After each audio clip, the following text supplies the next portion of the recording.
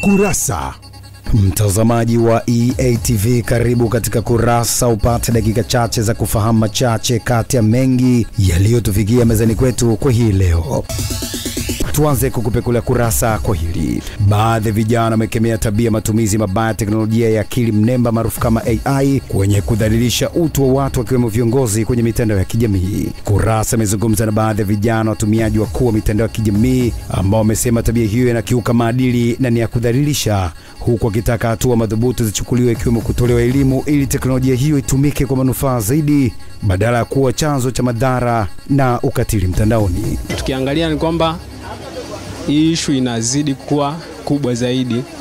Kwa hiyo maoni yangu, naona kwamba serikali ione namna ambayo inaweza ikazuia au ikatoa adhabu kwa ajili ya watu wanaojihusisha na mambo hayo. Mimi hapa unajua nimepiga picha nzuri na posti, huenda na posti kwa manufaa yangu mwenyewe au kwa manufaa ya watu wengine, lakini baadaye najikuta nipo mtupu. Kwa hiyo hapo ile pale inaniathiri kisaikolojia sana. Maybe kwenye hatua za kisheria tunaweza tukamkamata huyo mtu ili kuzuia na wengine yani kutofanywa hivyo vitu. AI ni akili mnemba, ni kitu kinachokusaidia katika uzalishaji. Badala ya kuitumia kubadilisha maudhui yaliyopo, tungeitumia kama sehemu ya kuongezea maarifa tulionayo.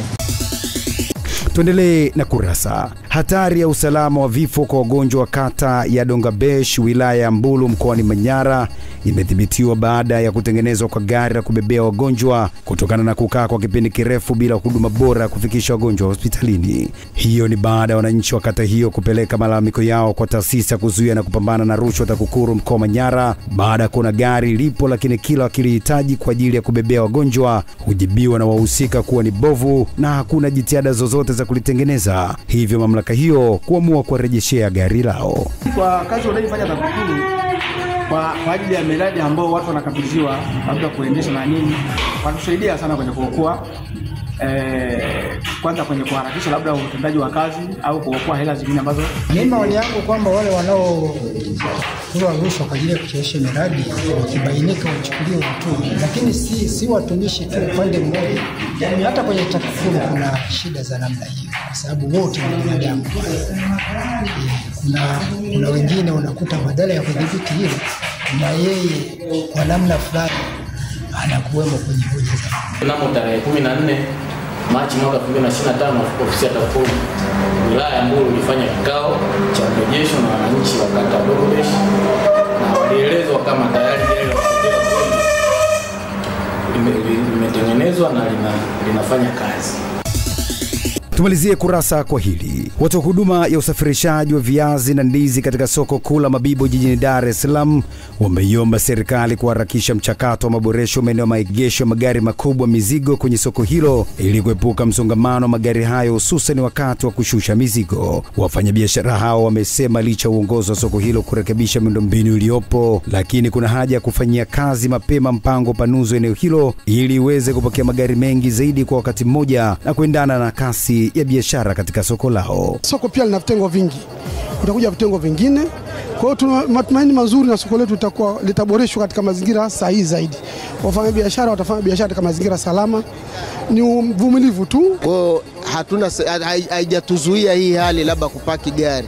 Hii kuona tumepaki gari nje ni kwa sababu tu ndani nafasi zimejaa. Lakini wakati serikali inaendelea na ukarabati wa soko likishakarabatiwa nafikiri litakuwa na upana kidogo, zile sehemu ambazo tulikuwa hatupaki gari zitakuwa zinapaki. Soko mazingira yake yalikuwa kidogo sio mazuri, bidhaa nyingi zilikuwa zinauziwa kwenye magari. Kwa hiyo tunachojaribu kufanya ni kwamba pamoja na wafanyabiashara wengi wanaingia ndani ya soko, lakini vile vile kulinda miundombinu ya magari ili magari yapate sehemu nyingi zaidi ya kupaki ili wafanyabiashara wanaochukua bidhaa kutoka sehemu mbalimbali waje sokoni kwa ajili ya kuja kupata biashara na soko letu bado linaendelea kubakia soko kubwa. Tumekufungulia na kufungia kurasa kwa hayo machache kati ya mengi yaliyotufikia mezani kwetu kwa hii leo. Tafadhali usikose kuangalia Kurasa. Na kwa niaba ya wale wote walioshiriki kuletea Kurasa kwa hivi leo, jina langu ni John Lawrence Rupokela. Endelea kufuatilia vipindi bomba na makini kutoka hapa EATV.